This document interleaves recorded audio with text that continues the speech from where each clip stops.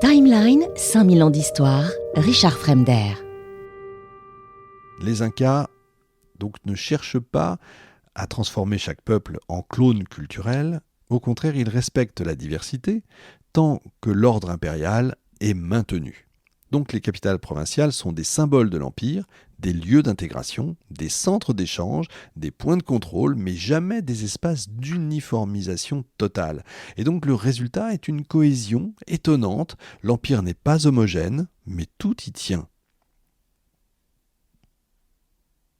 Et si on devait résumer le génie de l'Empire Inca en un seul mot, ce serait ni or, ni temple, ni conquête. En fait, ce seraient les routes. Et oui, là où d'autres civilisations bâtissent des monuments vertigineux, les Incas bâtissent un réseau. Là où les empires se maintiennent par la monnaie, le commerce ou l'écriture, les Incas s'appuient sur la circulation, la vitesse, l'organisation stricte. Ce réseau, c'est l'un des plus impressionnants de toute l'histoire avec un grand H. Plus de 30 000 kilomètres de routes traversant des déserts, des hauts plateaux, des cordillères enneigées, des forêts tropicales, des vallées profondes, des zones sismiques. Ces routes ne sont pas seulement des moyens de transport, c'est en fait la colonne vertébrale de l'Empire, son système nerveux, sa preuve la plus éclatante de sophistication. On pourrait rapprocher ça de ce qu'ont fait les Romains. Finalement, les Romains ont créé des routes. C'est pas parce qu'il n'y avait pas de route en Gaule. Bien sûr qu'il y avait des routes en Gaule. Les Romains sont arrivés avec des routes en pierre. Ça, c'est quelque chose d'assez unique. Mais là, pour la guerre et pour le commerce. L'Empire repose donc sur deux grands axes nord-sud. La route de la Cordillère, la Capatnan, la route royale.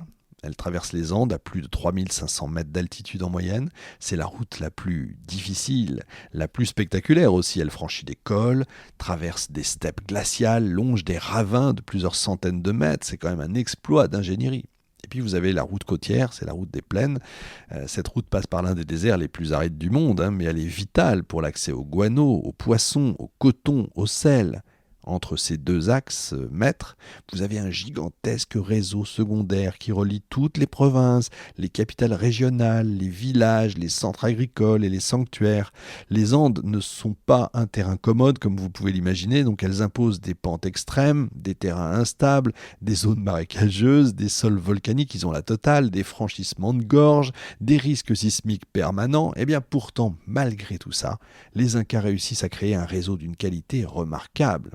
Elles peuvent être rectilignes sur les plateaux, en escalier de pierre dans les pentes, en corniche dans les flancs de montagne, sur digues dans les zones humides. Les routes sont toujours adaptées au terrain et jamais l'inverse. En plus, vous avez les fleuves. Les fleuves andins sont violents, profonds, instables. Pour les traverser, les Incas construisent les ouvrages les plus étonnants de leur époque. Ces ponts, vous avez compris, c'est des ponts suspendus qui sont faits de cordes de fibres végétales. Certains atteignent plus de 30 mètres de long, ce qui est énorme. Ils sont tressés en fibres d'ichou, une graminée andine, des fibres de maguey, parfois en bois assemblés. Ils sont renouvelés tous les ans. Ça c'est important. Vous avez une communauté entière qui participe à leur entretien. C'est un rituel spectaculaire qui existe encore d'ailleurs aujourd'hui sur certains ponts. D'autres ponts sont faits de troncs d'arbres fixés quand même au-dessus des précipices, de plateformes de pierre parfois, ou de radeaux de roseaux en zone tropicale. Tous les 20 à 30 km, les Incas construisent ce qu'on appelle un tambo. C'est un relais routier qui sert à la fois de poste militaire, de dépôt de ravitaillement et d'auberge pour les fonctionnaires. Les tambos permettent le repos des voyageurs, le ravitaillement des armées, le stockage des produits et la rotation permanente des messagers. Certains tambos dans les zones stratégiques sont de véritables petites villes. À côté des routes et des tambos, on trouve des centaines de greniers, parfois des milliers dans les grandes régions. Ces greniers permettent d'amortir les famines qui sont fréquentes dans les Andes, d'assurer l'approvisionnement des chantiers, d'alimenter les provinces qui sont en difficulté, de soutenir les armées en campagne. Sans eux, le système de corvée, l'expansion militaire et le contrôle administratif seraient littéralement impossibles. Les routes permettent le fonctionnement d'un système de messagers d'élite aussi, ce qu'on appelle les tchaskis, des coureurs professionnels qui sont jeunes, entraînés, capables de franchir des dénivelés gigantesques à grand rythme. Chaque tchaski parcourt peu de distance, 5 à 10 km, parfois moins. Il transmet le message oralement, un par kipou au suivant, ou par kipou, pardon, au suivant, et ainsi de suite.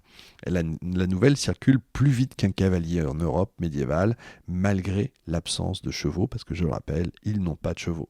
Les tchaskis transportent des messagers d'État, des ordres militaires, des produits rares, des poissons frais pour l'Inca quand même, ou des informations urgentes des provinces. Eh bien, ce système donne à l'Empire une réactivité politique exceptionnelle.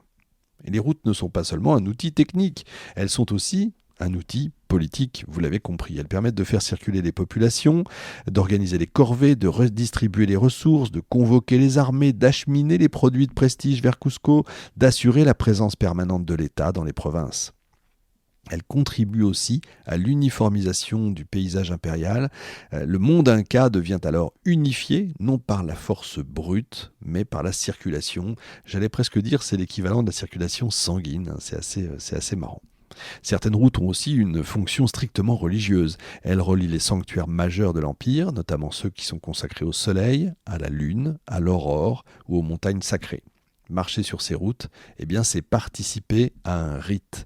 Ça, c'est important quand on regarde les lignes de Nazca. Évidemment, j'y reviendrai un jour.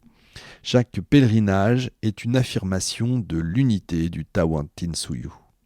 L'Empire Inca donc n'a ni roue, n'oubliez pas ça, ni monnaie, ni écriture alphabétique, ni animaux de trait. Et pourtant, on peut le comparer à la Via Appia des Romains, les routes royales perses, des réseaux commerciaux des Mayas. Mais il les dépasse en difficulté technique, parce que jamais aucune civilisation n'a affronté des milieux aussi verticaux, aussi dangereux, aussi instables, sur 4000 km d'étendue. Voilà, pendant une heure, j'ai essayé de remonter le fil d'une histoire étonnante, celle d'un empire qui ne surgit donc pas du néant, mais qui se construit pas à pas dans la continuité d'une tradition andine très ancienne. Vous avez vu comment pendant près de 10 millénaires, des sociétés successives vont apprivoiser ces déserts, ces hautes steppes, ces vallées irriguées, cette jungle très humide, comment elles inventent l'agriculture, les terrasses, l'élevage des camélidés, les réseaux d'échange des premiers États andins. Et puis dans ce monde fragmenté mais incroyablement créatif va surgir ce petit peuple installé dans la vallée de Cusco, des agriculteurs qui ne fuient pas sur les hauteurs, des voisins qui savent nouer des alliances, des bâtisseurs qui peu à peu transforment leur vallée en capitale.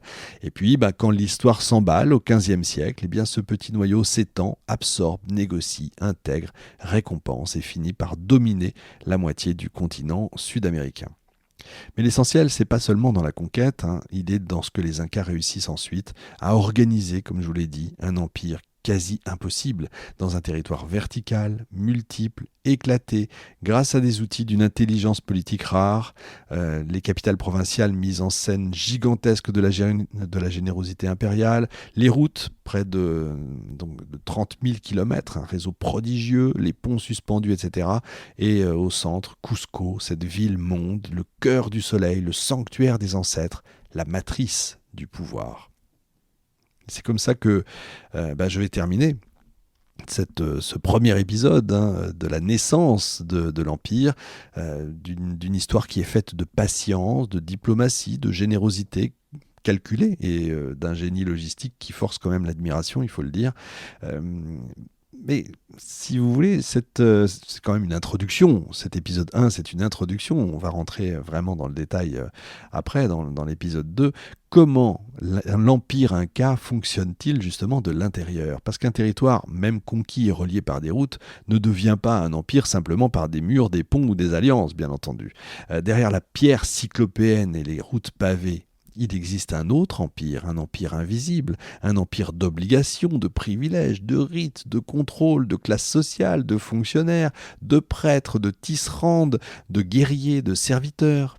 Un empire où chacun doit travailler pour l'État, où les communautés sont surveillées, comptées, déplacées si nécessaire, parce que tout n'est pas rose non plus, où le souverain ne gouverne pas seul, mais partage son pouvoir avec les lignages des rois morts, où l'économie n'a ni monnaie ni marché, mais repose sur la redistribution, où les fils de l'élite sont formés dans des écoles spéciales, véritables pépinières de l'État, où les provinces vivent au rythme des recensements, des fêtes, des corvées, des redistributions. Comment tout ça fonctionne-t-il ? Quels sont les rouages qui font tourner cette machine gigantesque ?